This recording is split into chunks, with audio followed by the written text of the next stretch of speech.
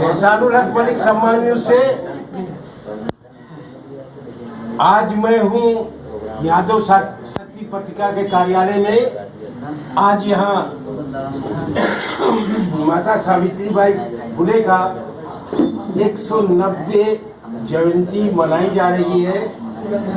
हमारे साथ हैं यादव शक्ति पत्रिका के संपादक जी।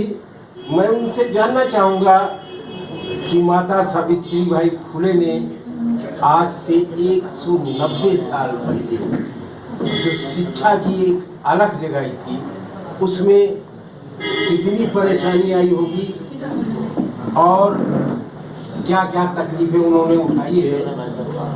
आज हमारा समाज जो है इन्हीं के बदौलत आगे और हमारी बच्चियां पढ़ रही हैं। इस बारे में आप क्या कहते हैं? माता सावित्रीबाई फुले की वजह से आज पिछड़ा, दलित और अल्पसंख्यक वर्ग की लड़कियां पढ़ करके अधिकारी बन रही हैं और तो और है सेना में भी जा रही हैं। ये केवल माता सावित्रीबाई फुले का ही प्रभाव है। और इन्होंने जो अलग जगाई थी, उस समय किसी भी समाज की किसी भी महिला को कोई पढ़ने का अधिकार नहीं था। इन्होंने उस परंपरा को तोड़ा और पढ़ लिख करके स्वयं पढ़ी और पढ़ने के बाद में इन्होंने शेख फातिमा को पढ़ाया। तो सावित्रीबाई फुले जो थी वो भारत की प्रथम शिक्षिका हैं और शेख फातिमा भारत में महिला समाज की द्वितीय शिक्षिका हैं। ये ज्योति जो है शिक्षा की, ये सावित्रीबाई फुले ने चलाई थी, जिनका साथ पूरे तौर से शेख फातिमा ने दिया था और दोनों महिलाओं ने मिलकर के पूरे देश में क्रांति कर दी थी। उसी क्रांति का प्रभाव है कि आज हमारी बच्चियां और बेटियां पढ़ लिख करके अधिकारी बन रही हैं। माता सावित्रीबाई फुले जो 190 साल पहले एक शिक्षा की जो ज्योत जलाई थी, एक छोटी सी ज्योत जली थी, लेकिन आज भारत में कोने कोने में लोग उनको याद करते हैं। हमें अपने घर में अपने बच्चों को, बच्चियों को, परिवार के लोगों को माता सावित्रीबाई बनाना होगा। निश्चित है, अगर हम पढ़ेंगे नहीं तो हम आगे बढ़ नहीं सकते। आज आप जो देख रहे हैं, अगर ये लोग हमारे बच्चे पढ़े लिखे न होते तो आज IAS, IPS, PCS हर जगह नीट में क्वालिफाई कर रहे हैं। तो ये हमारी माता सावित्रीबाई फुले का है। हम जितनी भी बार उनको नमन करें वो कम है। हमें आज ये संकल्प लेना है, जितने भी साथी यहाँ बैठे हैं वो आज ये संकल्प लें कि हम अपने बच्चों को पढ़ाएंगे और पास वाले आसपास के घरों में जो बच्चे गरीब हैं, नहीं पढ़ पा रहे हैं, उनके लिए भी कुछ व्यवस्था बनाई जाए। और अगर हम इस संकल्प लेकर के अगर इस अभियान को शुरू करते हैं तो निश्चित साथ में आने वाले 10 सालों में हमारी जो वंचित समाज के लोग हैं, हमारे पिछड़े समाज के लोग हैं, दलित समाज के लोग हैं, माइनॉरिटी समाज के हैं, आदिवासी समाज के लोग हैं, वो आगे तरक्की करेंगे। अभी आपने छत्तीसगढ़ में देखा होगा, एक आंदोलन खड़ा हुआ जब ये भाजपा वाले राम रथ निकाल रहे थे, तो उन आदिवासियों ने जबरदस्त विरोध किया, लाठीचार्ज हुई, लेकिन वो रथ यात्रा नहीं निकल पाई। इसकी देन कहाँ से है? आज ये हमारे जो यादव शक्ति पत्रिका जो हमारी करीबन 40,000 निकल रही है और तमाम हमारे बैकवर्ड, दलित और माइनॉरिटी के लोग जो लिख रहे हैं, ये उसका असर है। आज ने देखा होगा, इससे पहले छत्तीसगढ़ में राम की पूजा होती थी, आज वहाँ राम की पूजा नहीं हो रही है। मैं एक बात और बता दूं कि नंद कुमार बघेल जी बहुत निकट समय में 3 लाख कुर्मियों को बुद्धिस्ट बनाने जा रहे हैं। अभी आज मेरी कानपुर में बात हो रही थी, आज मैं यादव जी की तरफ से वजह से नहीं गया, मैं निश्चित परसों जाऊंगा। आप देखेंगे एक बहुत बड़ा तबका सारनाथ में या जहाँ भी होगा बुद्धिस्ट होने जा रहा है। हमको हर जगह पता है कि कहाँ कहाँ हो रही है।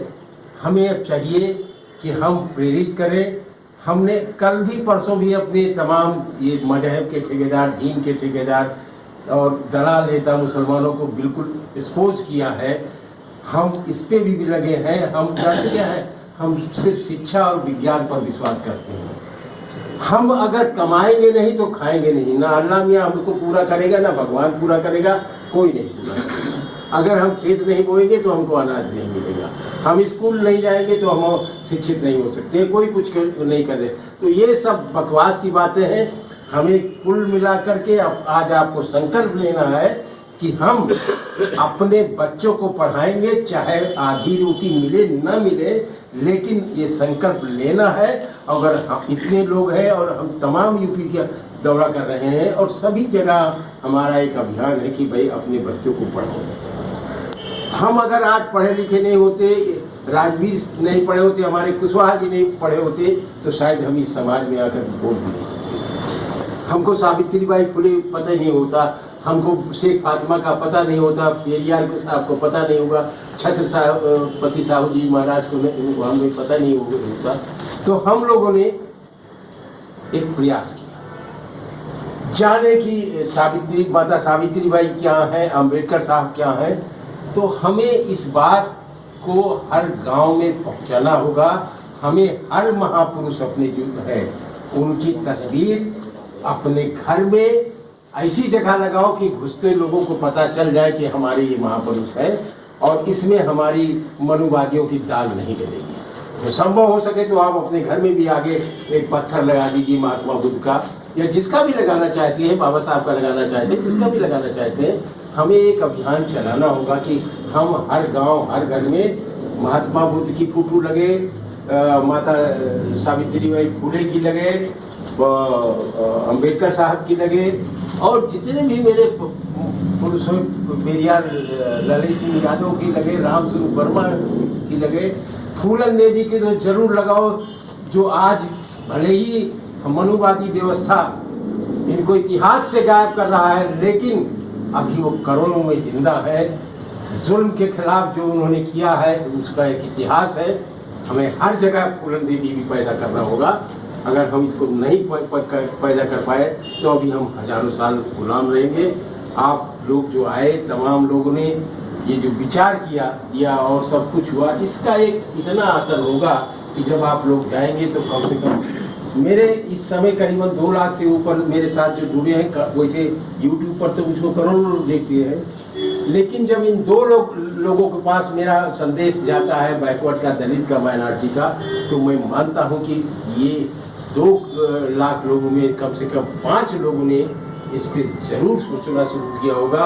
अगर ये सोचे नहीं होते तो आज हम यहाँ लगे। तो हम लोगों का ये है मिशन कि आप इसको जरूरत से ज़्यादा गांव में हर जगह फैलाएं। और सबसे ज़रूरी आज हम तमाम लोगों से अपील करते हैं कि नवयुवकों को ज़्यादा आगे करिए, कि हम लोग उस पड़ाव पर आ गए हैं कि पता नहीं कब क्या हो। हमने एक मूड बनाया है कि अगर तबीयत ठीक रहेगी तो मार्च के फर्स्ट वीक में हमारी एक रथ यात्रा शुरू हो रही है। हम जहाँ तक कोशिश करेंगे कम से कम 40-50 जिलों में, गाँव में हम अपना डेरा डालें और वहाँ हमारा एक कैडर प्रोग्राम चले। इसी की तैयारी में मैं लगा हूँ।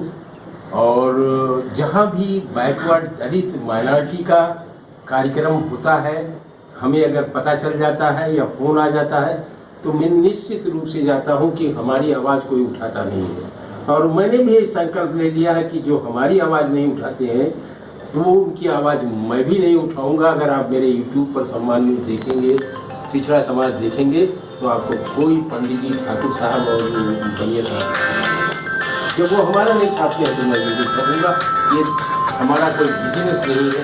मैं आपको बताऊँ, ये चैनल सिर्फ उनको समर्पित है जिनकी आवाज़ कोई नहीं उठाता है।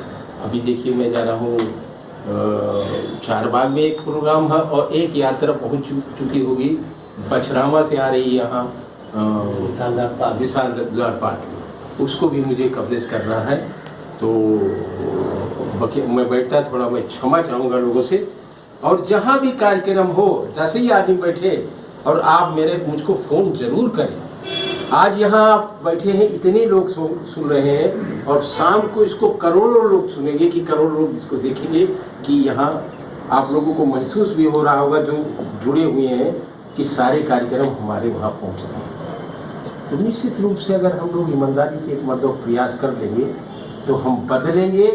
एक चीज़ मुझे तकलीफ होती है, जिस कौम जिस समाज के लोग 70% के हैं आज वो 3% के आगे कटोरा लेके भीख मांग रहे हैं। इससे अच्छा चुल्लू भर पानी में डूब जाए। सरदारों ने देखो कितने सब कुछ होने के बाद डटे। मैं चाहता हूँ कि यही काम हम लोगों में